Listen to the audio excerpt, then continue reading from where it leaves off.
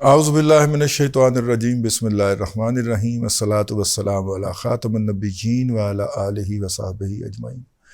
السلام علیکم ورحمۃ اللہ وبرکاتہ۔ جب ہم اپنے لڑکپن میں احمد فراد جیسی شاعری کیا کرتے تھے تو اس میں ایک جسے کہنا چاہیے وہ بھی کیا کرتے تھے، ترمیم کر کے کسی شعر کے اندر وہ بھی کیا کرتے تھے، جس میں سے ایک تو یہ تھا نا کہ کسی بھی شاعر کے کسی بھی مصرے کے بعد جو ہے وہ ایک مصرع ہم نے گھڑا ہوا تھا وہ لگا لیں، حالانکہ اس سے فرق تو کچھ پڑتا نہیں ہے، ٹھیک ہے نا، مطلب کہ اٹھ کے اب بزم جہاں کا اور ہی انداز ہے، حالانکہ اس سے فرق تو کچھ پڑتا نہیں ہے، ٹھیک ہے، آ جا کے تیری راہ میں تارے بچھا دیے، حالانکہ اس سے فرق تو کچھ پڑتا نہیں ہے۔ اب آپ دنیا کا کوئی شعر اٹھائیں اور اس کا ایک مصرع اور نیچے یہ والا لگائیں اور اس کو انجوائے کریں، یہ جو ہے پیروڈیز ہم اس وقت بھی کیا کرتے تھے۔ آج کے جو فیصلہ ہوا ہے اسلام آباد ہائی کورٹ کی طرف سے، اس کے نیچے بھی آپ یہ مصرع لگا سکتے، حالانکہ اس سے فرق تو کچھ پڑتا نہیں ہے، مہاتما اندر ہی رہنا ہے، حالانکہ اس سے فرق تو کچھ پڑتا نہیں ہے۔ وفاق نے اس کے خلاف اپیل میں جانے کا فیصلہ کر لیا، کیونکہ یہ پوری ریاست کے نظام مملکت کو نیست و نابود، تباہ و برباد کر کے رکھ دے گا اگر اس فیصلے کو منو ان جانے دیا گیا تو۔ اسی لیے چھکے ججز نے احتیاطاً اس کا شارٹ آرڈر جاری کیا ہے، reason to be recorded later کہہ کہ صرف اینا لکھ کے کہ اسی جناب انہوں بری کرنے ہیں، کوئی انہوں نے وسا ہی نہیں کھادا کہ کوئی ایک آدھ پیرا اور لکھ دے کہ جناب یہ کر دیں وہ کر، یہ ہوا تو اس لیے ہم یہ فیصلہ دے رہے ہیں، انہوں نے کوئی اعتبار ہی نہیں کیا، انہوں نے کہا reason to be recorded later, بس ایکویٹڈ، دیٹس اٹ، جاؤ کرو کار اپنے۔ اب جناب آپ ڈیٹیل ججمنٹ کا انتظار کریں، اور جب ڈیٹیل ججمنٹ آئے گی ماشاءاللہ جناب عمر تا بندیال صاحب اور اس نسل کے، اس کماش کے اور اوڑا سکی ناسی ٹھگنا ثاقب نثار، انہوں نے کئی شارٹ آرڈر دیے، ڈیٹیل ججمنٹ انہوں نے لکھی نہیں، ریٹائر ہو کے گھر چلے گئے۔ یہ ان کے تو 500 کیسز تھے عمر تا بندیال کے، وہ کسی نے نکالے تھے، میرا خیال عبدالقیوم صدیقی نے نکالے تھے، تو وہ جو تھے وہ 550 کیسز صرف شارٹ آرڈر دے کے reason to be recorded later کبھی بھی نہیں ہوئی، ٹھیک ہے، وہ گھر ٹوڑ گئے ریٹائرمنٹ تو بعد، لو اس کے خلاف آپ اپیل کرنے کا سوچتے رہیں، ٹھیک ہے۔ یہ ہے ہماری عدلیہ کی کالی بھیڑیں نا، مطلب کالے پونڈ، یہ ہیں ان کی مبلغ اوقات، علمی لیاقت یہ ہے، لیکن یہ آج کا موضوع نہیں ہے۔ موضوع یہ ہے کہ ایک ایسے بڑے اعلیٰ دماغ جو ہیں اسٹاک مارکیٹ کے اور پاکستان کی اکانومی کے، جن سے بات ہوئی، اور ظاہر ہے کہ یہ ان لوگوں میں تھے جنہوں نے 2018 میں گو نواز گو کے نعروں کے اوپر باقاعدہ دھمال ڈالی ہوئی ہے، باقاعدہ ڈانس کیا ہوا ہے ٹیبلوں کے اوپر چڑھ کے، تو میں نے انہیں فون کیا چھیڑنے کے لیے، مطلب دوسرا ویو بھی تو لینا چاہیے نا۔ میں نے کہا یار یہ دیکھیے، یہ جو ہے نا یہ اسحاق ڈار نے اپنا کام دکھا دیا ہے۔ تو کہنے لگے کیا؟ میں نے کہا وہی فگر فچنگ، ٹھیک ہے، نہیں، میں نے کہا کہ نہیں آپ دیکھیں نا، وہ مطلب کہ 3 مہینے کے اندر وہ افراط زر جو ہے وہ لے آیا نیچے 29% سے 30% سے لے آیا 11% کے اوپر۔ سر یہ تو سیدھی فگر فچنگ ہے۔ اب میں نے چھیڑا تھا سمجھ گیا تو میں ان کو چھیڑ رہا تھا، میں نے کہا نہیں یار اتنی بڑی فگر فجنگ، میں نے کہا یہ دیکھیں نا یار 4 ماہ کے اندر وہ 30% سے 11.8% پہ لے آیا، وہ یار 0.8% بھی نہ گنو 11% پہ لے آیا، سر یہ بہت بڑی فگر فجنگ ہے۔ اس نے کہا نہیں ایسا نہیں ہوا، بنیادی طور پہ میں آپ کو بتاتا ہوں۔ میں نے کہا جی دسو۔ اندروں ایک خفی یوتھیا بول رہے تھے، میں کہا سر بتائیں۔ میں نے کہا دیکھیے دنیا بھر کے اندر کموڈٹی کی پرائسز نیچے آئی ہیں، کموڈٹی کا کریش ہو گیا، ٹھیک ہے۔ پاکستان کی افراط زر کیلکولیٹ کرنے کا جو پیرامیٹر ہے اس میں کموڈٹیز ڈومینیٹ کرتی ہیں، اس کے اندر گندم ہے، اس کے اندر کوکنگ آئل ہے، اور یہ ساری چیزیں جو ہیں یہ امپورٹ سے وابستہ ہیں۔ آپ نے ڈنڈے کے زور کے اوپر ڈالر کنٹرول کر لیا، اور ڈنڈے کے زور کے اوپر حافظ صاحب نے سمگلنگ ختم کر دی ہے، بھائی وہ کہہ رہے ہیں ٹھیک ہے۔ اور حسن وہ ہوتا ہے جس کا اعتراف سوتن بھی کرے، یعنی کہ حافظ نے اسمگلنگ ختم کر دی. میں نے کہا واقعی؟ کہتا ہاں بھائی مطلب کہ دیکھیں لگتا تو ہمیں برا ہی ہے, انہوں نے کہا لگتا تو ہمیں حافظ برا ہے لیکن اس نے اسمگلنگ تو ختم کی ہے نا یار, ٹھیک ہے نا. تو جو لیگل ٹریڈ ہے وہ بڑی ہے, جس سے آپ کا ریونیو آپ دیکھیں آخری مالی سال کے 2 مہینوں میں یعنی 1 مئی میں اور 1 جون میں کس طرح جمپ لے رہا ہے. کیوں لے رہا ہے؟ کہ لیگل رستے سے ٹریڈ آ رہی ہے, بھلے اپریزمنٹ اس کی لوسٹ لیول پہ ہو رہی ہو لیکن کچھ ملتا تو ہے نا یار. افغان ٹرانزٹ ٹریڈ کے تحت تو کچھ بھی نہیں ملتا تھا. میں نے کہا ہاں یہ تو بات آپ کی ٹھیک ہے. اور یہاں پہ انہوں نے پھر عمران خان کی شان کے اندر بھی ایک گستاخی کی جو میں نے کہا کہ ضروری نہیں آپ کو بتائی جائے. اس نے کہا وہ تو چول جو تھا, انہیں کیا ہے, اس نے کہا وہ چول جو تھا وہ تو کہتا تھا کہ کسی بھی طریقے سے پیسے لاؤ اور مجھے بھی دو اور آپ بھی کھلاؤ.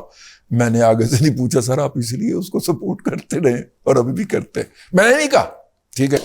لیکن بہرحال انہوں نے یہ بات کہی اور انہوں نے کہا کہ جناب افراط زر جو نیچے آئی ہے یہ تو ایک پرماننٹ فینومینا ہے اور 11% پہ آنے کے بعد IMF الٹا بھی ہو جائے تو پاکستان کو اپنی شرح سود کے اندر کمی کرنا پڑے گی. میں نے کہا جی نہیں وہ تو IMF کے ساتھ مذاکرات ہیں تو حکومت تو تب تک نہیں کرے گی, کہتے کرے گی کیونکہ اتنا زیادہ فرق آپ رکھ نہیں سکتے شرح سود کے اندر اور افراط زر کے اندر.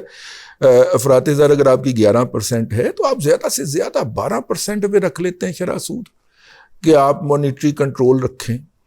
تو جیسے ہی یہ شرح سود نیچے آئے گی بھلے 4-5% بھی آئے تو بزنس ایکٹیویٹی شروع ہوگی. بزنس ایکٹیویٹی جو کہ اب رکی ہوئی ہے مختلف وجوہات کی بنیاد پہ, جب بزنس ایکٹیویٹی شروع ہوگی تو پھر جو ہے وہ اکانومی کے اندر پیسہ سرکولیٹ کرنا شروع ہوگا. تو میں نے ان سے جو بات عرض کی تھی, میں نے کہا یہ جو 1000 سے 1500 ارب روپیہ کسان کے پاس کم گیا ہے یہ گندم کی فصل کے دوران, تو انہوں نے کہا کہ وہ ادھر سے کمپنسیٹ ہو جائے گا جیسے ہی بزنس انڈسٹری چلے گی.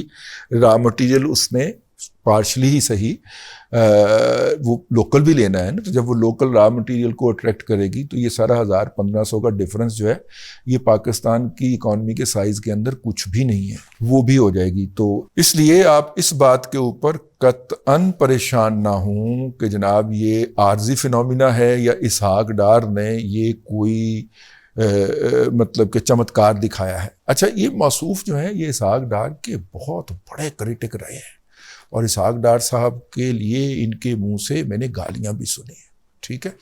اور دنیا کا کون سا الزام ہے جو انہوں نے اسحاق ڈار پہ نہیں لگایا ہوا, لیکن وہ ان کے منہ سے یہ بات نکل رہی تھی کہ اسحاق ڈار نے یہ کر دیا ہے بھائی, ٹھیک ہے. اچھا اگلی بات جو تھی وہ میں نے ان سے عرض کیا کہ دیکھیے اس صورت کے اندر تو پھر اسٹاک مارکیٹ کو تو پھر یہیں پہ 80,000 کے قریب ہی رہنا چاہیے. نہیں میرا نہیں خیال 80,000 کے قریب. اب اسٹاک مارکیٹ بھول جائیں, یہ پرائسز آپ کو دوبارہ ملیں گی. اب اسٹاک مارکیٹ آپ کو پکڑائی نہیں دینے لگی. آپ کو میں نے کہا بھی تھا خرید لو. اچھا بائی دا وے انہوں نے مجھے TRG 2.5 روپے پہ کہا تھا لے لے اس وقت میں نہیں خریدیا, پیسے ہی کوئی نہیں سن کتنے لین دے. اب TRG 140 کا ہائی لگا کے اس وقت بھی 80-90 کے قریب پھر رہا ہے, ٹھیک ہے نا. تو آپ دیکھ لیں اگر ہم اس وقت 1 لاکھ TRG خریدتے تو ہماری تو غربت دور ہو جانی تھی نا. تو 2.5 لاکھ روپے ہی مطلب کہ 1 لاکھ کا مطلب 2.5 لاکھ روپے ہی نہیں تھے بھائی جان, کروڑوں ہو جانے تھے وہ.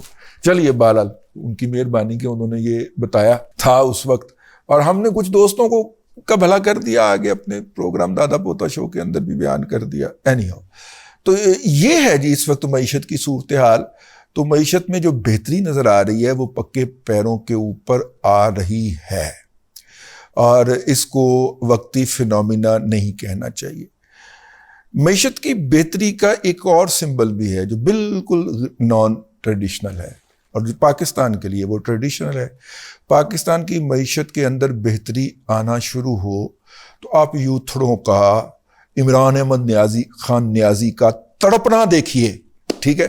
حالانکہ معیشت بہتر ہوگی, لوگوں کی انکم بہتر ہوگی تو تمہاری شوکت خانم کینسر جو ہے اس کو کچھ خدیہ, خیرات, زکوٰۃ, صدقات اور چندہ ملے گا نا.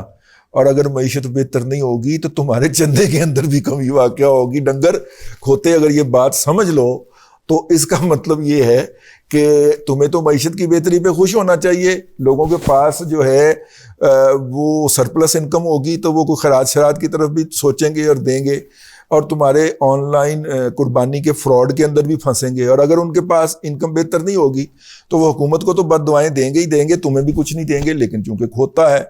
اور عمران احمد خان نیازی کی تو یہ خصوصیت ہے کہ اگر آپ کسی بد نسل پلے کو، کتے کے بچے کو پلا کہتے ہیں، اگر آپ کسی بد نسل پلے کو سڑک سے اٹھا کے کسی اچھی جگہ پہ بٹھانے کی کوشش کریں تو پکڑنے کا طریقہ یہی ہوتا ہے نا کہ آپ اس کی کمر کے اوپر ہاتھ ڈالتے ہیں، یہ انگلی سے آپ اس کی ٹانگیں قابو کرتے ہیں اور اس کو جا کے ادھر رکھ دیتے ہیں، تو وہ بد نسلہ مڑ کے آپ کے ہاتھ کے اوپر کاٹے گا ضرور۔